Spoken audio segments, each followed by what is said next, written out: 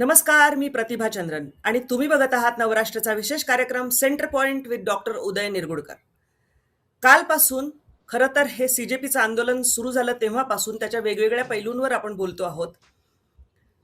आणि आता आंदोलन संपल्यानंतर ज्या प्रकारच्या गोष्टी समोर येत आहेत त्याचे एक एक पैलू तुमच्या समोर मांडण्यासाठी ही विशेष एक व्हिडिओची मालिका असेल, शृंखला असेल. आज आपण बोलणार आहोत या आंदोलनामध्ये जे क्रिमिनल एलिमेंट्स होते. म्हणजे जसं पोलिसांनी त्यानंतर आंदोलन संपल्यानंतर त्याबद्दल तपास करायला सुरुवात केली आणि फेस रिकग्निशनचं जे सॉफ्टवेअर असतं त्यातून असेल किंवा अन्य माध्यमातून असेल, व्हिडिओज असतील, ह्या सगळ्यांच्या एक ॲनालिसिस केल्यानंतर, त्याचं एक विश्लेषण केल्यानंतर ज्या गोष्टी समोर येत आहेत, अर्थात यानंतरही काही येत राहतील, पण जी पहिली गोष्ट महत्वाची आणि अतिशय गंभीर वाटावी अशी समोर आलेली आहे ती म्हणजे या आंदोलनाच्या आडून आंदोलनात सहभागी झालेले गुन्हेगार. आणि ही अतिशय गंभीर बाब आहे, कारण त्यांच्यावरचे जे गुन्हे आहेत दाखल झालेले त्यामध्ये अनेक गंभीर स्वरूपाचे गुन्हे आहेत. खून, बलात्कार, खुनाचे प्रयत्न, म्हणजे ज्याला अटेम्प्ट टू मर्डर म्हणतात असे. हे सोडा हो, पॉस्को सारखा गुन्हा दाखल असलेले आणि त्यातले आरोपी या आंदोलनामध्ये होते. विचार करा, हे आंदोलन कुठल्या पातळीचं होतं. सर, आपण एक एक पैलूंवर बोलतो आहोत यामधल्या, आणि जी भीती वाटत होती सुरुवातीपासून की या आंदोलनामध्ये असामाजिक तत्व, समाजकंटक, गुन्हेगार घुसायला सुरुवात झालेली आहे, हा एक पॅटर्न आहे. काय सांगाल तुम्ही पहिल्यांदा? मी सर्वप्रथम एक आवर्जून पुन्हा सांगतो की आज आम आदमी पक्ष पुरस्कृत या आंदोलनाला विजय मिळालाय असं वाटत असेल, परंतु त्यामुळे ज्यांची मुलं गेलेली आहेत त्या कुटुंबाचं दुःख काही कमी झालेलं आहे असं मला वाटत नाही. की धर्मेंद्र प्रधान यांचा राजीनामा हा काही त्या दुःखावरचा एक उतारा किंवा उपाय नव्हता. आर्थिक थोडीफार मदत ही एक गोष्ट फार तात्कालिक असते अशा दुःखाला, परंतु ती एक संवेदना आणि तो सल मात्र कायम राहील. And it can be only solve by long term measures. जे नंदन नीलकेणी यांच्यावर जेव्हा आपण कार्यक्रम करू की त्यांची काय चॅलेंजेस आहेत, त्यावेळेला मी त्याच्याविषयी डिटेलमध्ये बोलेन. नीटचं भविष्य, नीटचं स्वरूप. आता कमिंग बॅक टू व्हायलन्स, आता हा जो हिंसाचार आहे ज्याची भीती आपण वारंवार मी या कार्यक्रमात मांडत होतो. आंदोलन करण्याचा अधिकार प्रत्येकाला आहे, आपली मागणी मागण्याचा अधिकार प्रत्येकाला आहे. त्या मागण्यांसाठी तीव्र स्वरूपाचं, उग्र स्वरूपाचं आंदोलन करणंही मी अतिशय योग्य समजू शकतो.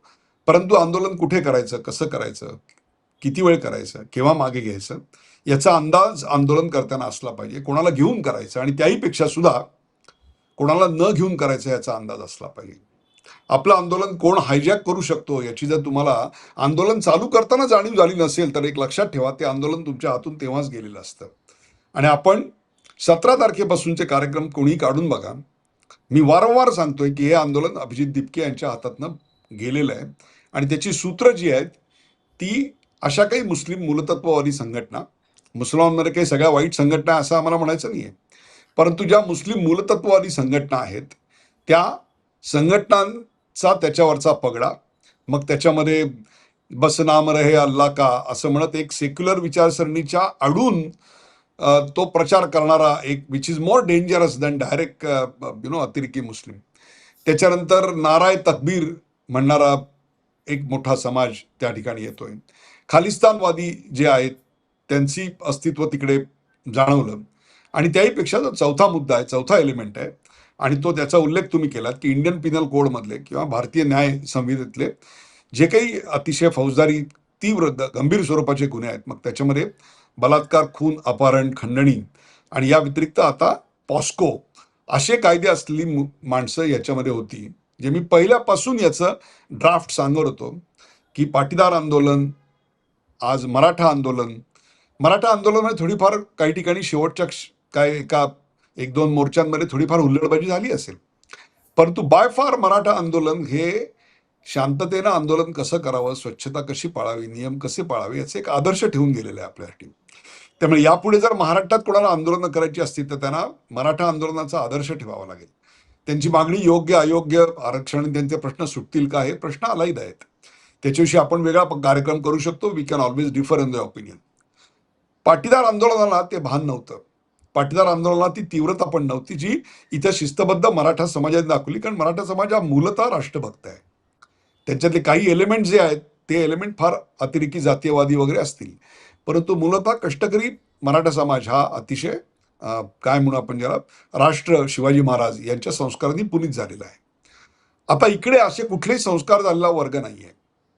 त्यामुळे हे आंदोलन जे हातात गेलं ना, त्या आंदोलनाला social media 17 July was a defining moment. आणि हे मी का म्हणतोय नीट समजून घ्या, याची क्रोनॉलॉजी समजून घ्या. 17 जुलैला US एम्बेसीनी एक ॲडवायझरी, एक सूचना जारी केली. आणि काय सूचना होती की किसन घाटवर जाऊ नका आणि 20-19 या 21 वगैरे या सगळ्या तारखांना प्रचंड मोठ्या प्रमाणात संस्थेच्या परिसरात आंदोलनं होणार आहेत. How come you have information? तुमच्याकडे कशी इन्फॉर्मेशन आली? आधी आंदोलकांनी तुमची परमिशन घेतली होती? त्यांचं ग्रामर तुम्हाला कळलेलं होतं? त्याची अॅनाटॉमी तुम्हाला कळलेली होती का? का तुमचंच हे डॉक्ट्रिन आहे की जे ते वापरतायत? आणि त्याच वेळा लक्षात आलं की बाह्य शक्ती याच्यामध्ये आता राज्य करायला लागलेली आहेत. अजूनही सांगतो, नीटचा मांडलेला मुद्दा अयोग्य आहे का? अजिबात नाही, योग्य आहे. त्यातला बिभत्सपणा काढून टाका, अश्लीलपणा काढून टाका. नितीन गडकरी आमचे टार्गेट आहेत, मोदी का राजीनामा चाहिए, 56 इंच की छाती म्हणून ब्रेसियर दाखवणं, हे सगळं बाजूला काढा क्षणभर. पण ह्या आंदोलनामध्ये क्रिमिनल एलिमेंट आहेत हे आपण पहिल्यापासून सांगतोय. आणि तेच आज पोलीस रेकॉर्डवर आलेलं आहे. आणि जेव्हा आपण मागणी करतो आंदोलन थांबवताना की विद्यार्थ्यांवरचे गुन्हे मागे घेतले पाहिजेत, त्यात प्रोटेस्टर्स तुम्ही इन्क्लूड करू नका. एक लक्षात ठेवा, आपल्या मागण्यांसाठी भले भरकटलेले असतील, भले अतिशय बिभत्स भाषेत बोलत असतील, मोदींची आई बहीण काढत असतील, क्षणभर आपण ते बाजूला करूया, त्यांना वेगळं करूया. परंतु त्यांच्या आडून गुन्हेगार जे करत होते, पत्थरबाज, जसे जम्मू काश्मीरमध्ये प्रोफेशनल पत्थरबाज मुलं यायची आणि आर्मीवर दगडफेक करायची, तरुण दगडफेक करायचे, तसे इकडे प्रोफेशनल घोषणाबाज आणि दंगलबाज होते की their job, their income is दंगल. आणि ते हायर केले गेलेले होते. त्यांना पैसे कोणी दिले? हु वॉज फंडिंग इट? हा सगळा ट्रेल जो आहे ना, तो आता बाहेर निघेल. मी विद्यार्थ्यांवरचे गुन्हे मागे घेतले पाहिजेत, जरी त्यांनी काही बबेच बोलले असले तरी सुद्धा मागे घेतले पाहिजेत, याही मताचा मी आहे. क्षणभर आपण असं धरून चालू की त्यांना भडकवलं गेलेलं होतं, एक सौम्य ताकीद त्यांना देऊन. पण जर एकदा पोलीस रेकॉर्डवर त्या मुलांचं नाव आलं तर त्यांचं करिअर बर्बाद होणार आहे, त्यांना पासपोर्ट मिळणार नाही, त्यांना नोकरी मिळणार नाही आहे. So their fear and anxiety I understand. आणि एका कार्यक्रमामध्ये आपण नेमकं शिक्षण क्षेत्र आणि आर्थिक क्षेत्र आणि त्याचा विद्यार्थ्यांच्या मानसिकतेवर परिणाम आणि त्याला सोशल मीडियाची मिळलेली फोडणी असा एक कार्यक्रम करूया, तेव्हा मी या सगळ्याचं डिटेलमध्ये विवेचन करीन. परंतु इथे जे ग्रामर होतं ते ग्रामर डिक्टो नेपाळचं होतं, डिक्टो बांगलादेशचं होतं. मागणी एक वेगळी करायची आणि प्रत्यक्षात घडवायचं आणखीन वेगळं. आणि या सगळ्यामुळे काय झालं तर त्या मागणीचं पावित्र्य आणि गांभीर्य हे कमी झालं. आणि ultimately it boil down to one political demand that we want the head of Dharmendra Pradhan. आणि सोनम वांगचुक यांना घेऊन जेव्हा हॉस्पिटलमध्ये गेले हायकोर्टाच्या आदेशावरनं, तेव्हा पहिली प्रतिक्रिया काय होती अभिजित दिपकेची? की आता आम्हाला मोदींचा राजीनामा हवाय. तुमचं काय हेतूत काय आहे? हे रेजिम चेंजचं ग्रामर की जे आम्ही बांगलादेशमध्ये पाहिलं आणि त्याला हिंसक फोडणी होती. अशा प्रकारचा हल्ला की ज्याला टार्गेट केलंय त्याचा देहच आपल्याला मिळावा आणि तो मृत करावा, अशा स्वरूपाची सगळी रचना. आणि ही करायला कोण? ही जी मुलं आंदोलन करत होती ना, यातला एकही मुलगा हे करायला धजला नसता किंवा त्यांनी हे केलं असं मी मान्यच करणार नाही. मग हे करत कोण होतं?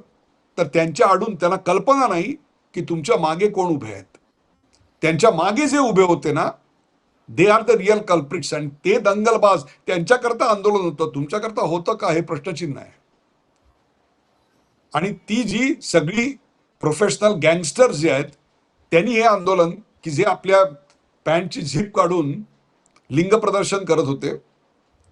हे आंदोलन होतं का?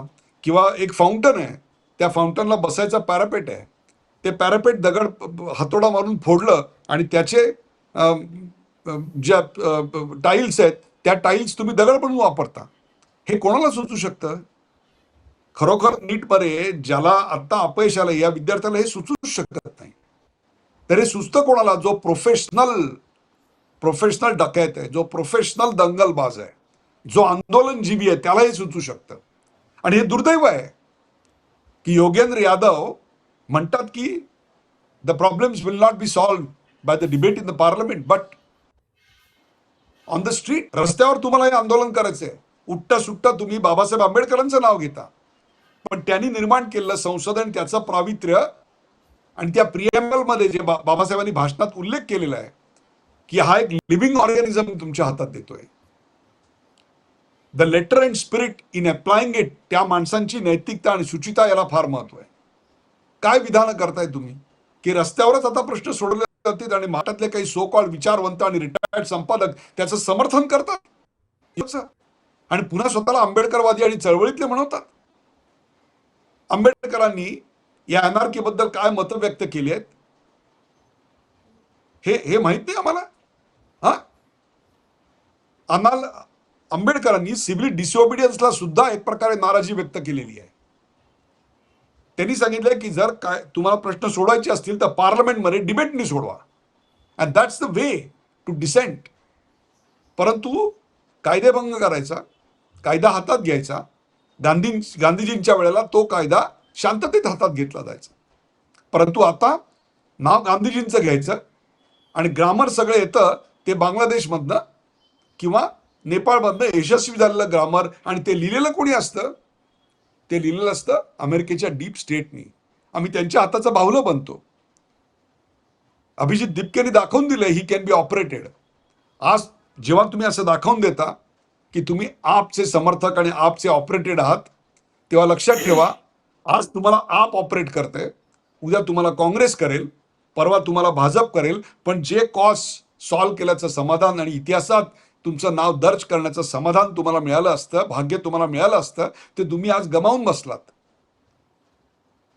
एकीकडे दलित असल्याचं मिरवायचं आणि दुसरीकडे असे मार्ग निवडायचे आणि आपलं आंदोलन अशा लोकांच्या हातात जाऊन द्यायचं की जे फक्त हिंसेला महत्व देत आहेत. बाबासाहेब आंबेडकरांनी अशा हिंसेचं कधी समर्थन केल्याचं मला दाखवा.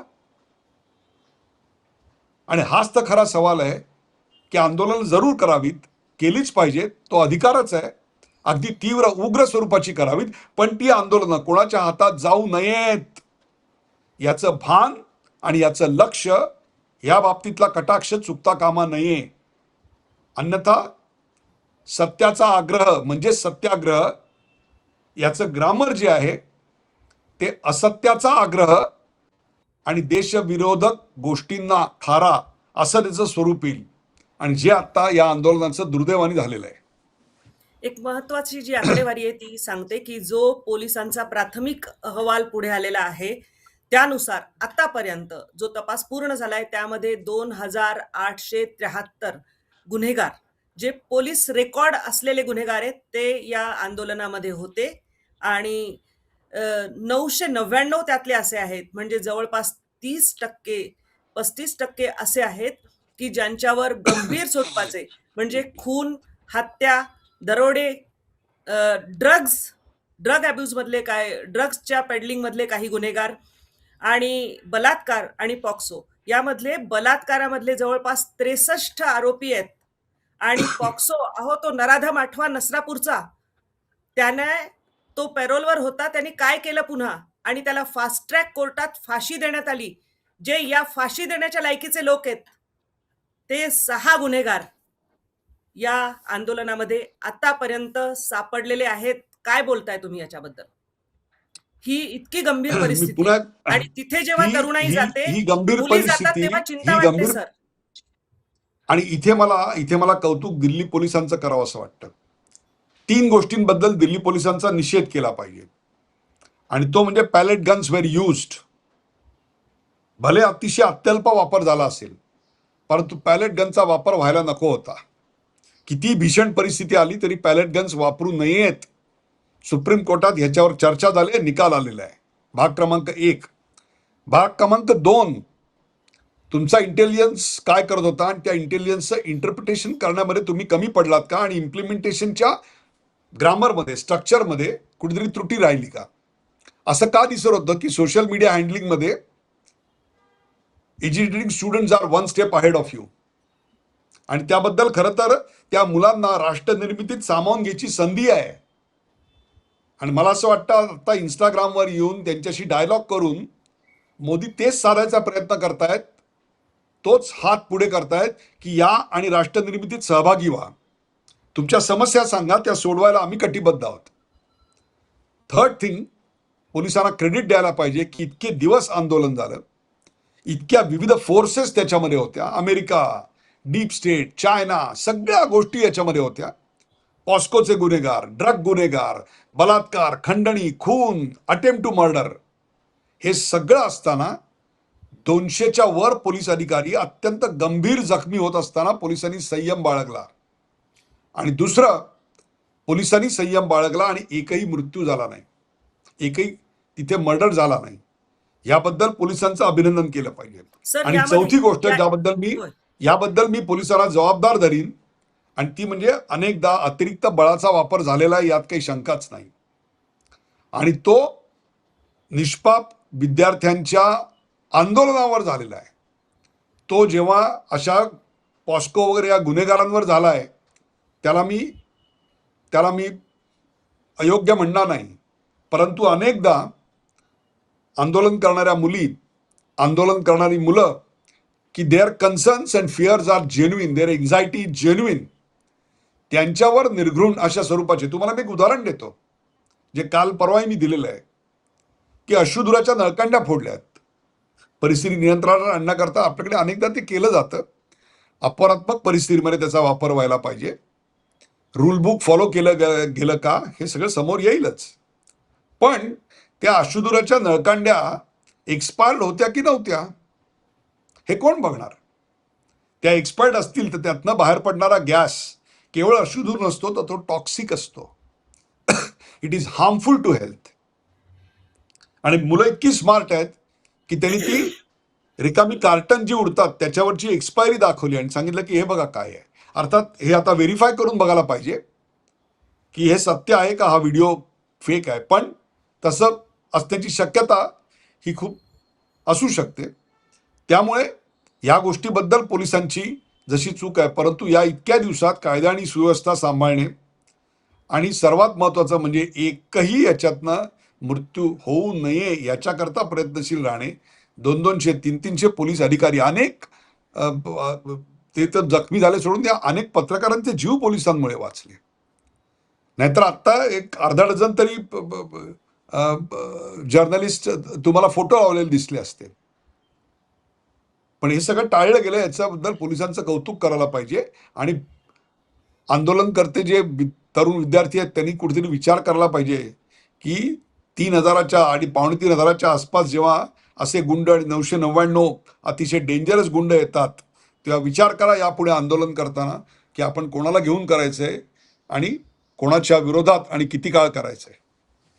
सर तुम्ही मृत्यूबद्दल बोललात की पोलिसांचं अभिनंदन करायला पाहिजे की एकही मृत्यू झाला नाही. सर चॅट बॉक्स जे ओपन झालेले आहेत, जे पब्लिकमध्ये आलेले आहेत आंदोलनकर्त्यांचे, ज्याच्यामध्ये आंदोलनाचे सगळे करता धरता होते, त्यांच्या तिथे जो चैट बॉक्स मध्ये म्हटलं गेलंय की अगर इसमें कोई एक मौत हो जाती है तो सरकार पर दबाव अच्छा बनेगा, ह्यांच्या इच्छा काय होत्या, यांच्या मनीषा काय होत्या, फार साफपणे त्यांच्याकडे बघणं, म्हणजे त्यांचा हेतू काय होता, आंदोलन सुरू कुठल्या मुद्द्यावर झालं, हेतू काय असेल माहित नाही, हेतूबद्दल पुढे कदाचित आणखी वेगळ्या गोष्टी समोर येऊ शकतील.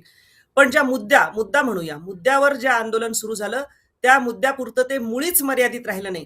किंबहुना सर दुःख असं याचं होतं की ज्यावेळी हे मुद्दे विचारात घेतले गेले आणि त्यावर सरकारने मान्य केलं काही गोष्टी, आणि आता बिल येतंय, विधेयक होतंय, पण आंदोलन संपल्या ज्या पद्धतीने पार्टी झाली, त्यानंतर तो रडणारा जुनेद भाई बघा, तो म्हणतोय की मला विसरले, इतके दिवस माझ्या हातचं अन्न खाल्लं, मला विसरले.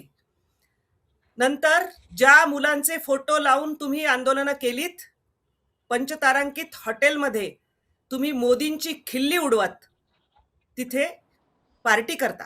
एक विचार करा तरी सुद्धा कुठेही संयम ढळू न देता मोदी संवाद साधू इच्छित आहेत. ज्या काही त्रुटी आहेत त्या दुरुस्त करायला बघतायत. मग नंदन निलकेणींची अपॉइंटमेंट असेल, 47 अधिकारी बडतर्फ असतील. There is a larger issue. आणि जेव्हा आपण शिक्षण, अर्थव्यवस्था, नीट याच्यावर कार्यक्रम करू तेव्हा याचं मी डिटेल अनालिसिस प्रेझेंट करणार आहे. पण ज्या माणसांनी 12 वर्षात एकही दिवस सुट्टी घेतली नाही, एकही तास कुठे हौस मौज छंद याच्यासाठी घालवला नाही, तो केवळ देशासाठी आहे. आणि तुम्ही 20-25 दिन में तुमको पार्टी की जरूरत पडी. कोणी कोणाकडनं शिकायचं एवढाच फक्त माझा सवाल आहे. सर, जे सोशल मीडियाचं दुधारी हत्यार घेऊन या लोकांनी आंदोलन सुरू केलं, मला भीती वाटते की त्यातूनच ह्यांना एक्सपोज व्हावं लागेल. आणि ऍब्सोल्युटली त्यानंतर यांची परिस्थिती काय होईल, चिंता ह्याची वाटते. कारण यांचेही कुटुंब ऍब्सोल्युटली आहेत, यांचेही परिवार आहेत. यांनी उचललेला जो मुद्दा आहे तो महत्वाचा आहे. आणि एक या आंदोलनाचं यश म्हणायला लागेल. अर्थात जेव्हा नीटचा पेपर फुटला त्यानंतर सरकारने कारवाई सुरू केली. कारवाई सुरू केल्यानंतर त्यामध्ये काही लोकांवर अटक झाली, कारवाई हे झाली होती.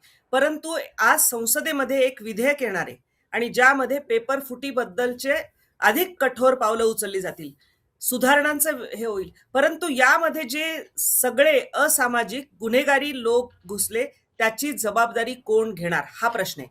तिथे उभे असलेले जे स्वतःला नेतृत्व म्हणत होते ते केजरीवाल घेणार का? यांना पाठीमागून चालवणारे पडद्याआडचे लोक घेणार का? ज्या विरोधी पक्ष नेत्यांनी त्या ठिकाणी जाऊन यांना समर्थन दिलं ते या गुन्हेगारांची जबाबदारी घेणार का? ही जबाबदारी कोणाची आहे? आणि त्यातून जर काही मी विपरीत तुम्हाला घडलं पुन्हा एकदा असतं सांगतो आंदोलन की करणाऱ्या जन्यून याच्यात मुलींबद्दल, तर त्याचे जबाबदार कोण, त्याचे गुन्हेगार कोण? याच्यात मला असं वाटतं की पोलिसांनी जे भरकटलेले विद्यार्थी आहेत त्यांच्या समुपदेशन आणि त्यांना सक्त ताकीद या सगळ्याची जाणीव करून द्यावी. आणि परंतु याच्यात हे 2300 2800 जे काही गुन्हेगार आहेत त्यांना कुठलीही दयामाया दाखवू नये. त्यांच्या बाबतीत कठोरातली कठोर कारवाई त्यांच्यावर करून कायद्यातलं जे काही योग्य कलम आहे ते त्यांच्यावर लावावं.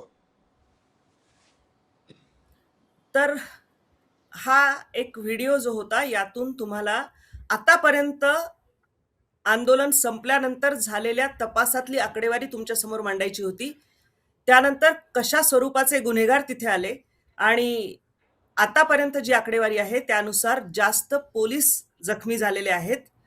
तरीही त्यांनी संयम बऱ्यापैकी ठेवला असं म्हणायला पाहिजे. कारण त्यांच्यावर जबाबदारी कायदा आणि सुव्यवस्था ठेवण्याची तर होतीच, शिवाय ज्या संसदेवर चाल करून जाऊन काहीतरी विपरीत घडवण्याचे प्रयत्न होणार होते त्यापासून संसद वाचवण्याचीही त्यांच्यावर जबाबदारी होती. अनेक वेळा असं होतं सर, म्हणजे पोलीस किंवा सुरक्षा यंत्रणा ज्या आहेत त्यांची डबल ढोलकीसारखी परिस्थिती होते. कारण त्यांना विपरीत घडलं तरी त्यांच्यावर खापर फुटणार असतं आणि कधी लाठीचार्ज करावा लागला तरी सुद्धा त्यांच्यावर खापर फुटणार असतं. आणि त्याच्याच करता आपण पोलिसांचं अभिनंदन केलं. त्यांच्या चुका ज्या आहेत त्याही आपण दाखवल्या. परंतु आता सेग्रिगेट केलं पाहिजे. जेन्युइन आंदोलनकर्ती मुलं कोण होती, त्यांचं समुपदेशन, मार्गदर्शन या सगळ्या गोष्टी, आणि याच्या मागचे जे खरे चेहरे आहेत, जे इथे पेशेवर दंगेबाज होते, त्यांच्यावर मात्र कडक कारवाई. मला असं वाटतं पुढच्या 8-10 दिवसात याच्यावरच फोकस असायला पाहिजे. तर तुमची काय मतं आहेत, तुमच्या काय कमेंट्स आहेत त्या आम्हाला अवश्य कळवा. अशा प्रकारचे गंभीर स्वरूपाचे गुन्हे असलेले अनेक आरोपी त्या ठिकाणी होते. हा जो व्हिडिओ आहे हा जास्तीत जास्त लोकांपर्यंत पोहोचवा. चॅनलला सबस्क्राईब करायला विसरू नका. तुर्तास मी आणि निरगुडकर सर आपली रजा घेतो. धन्यवाद.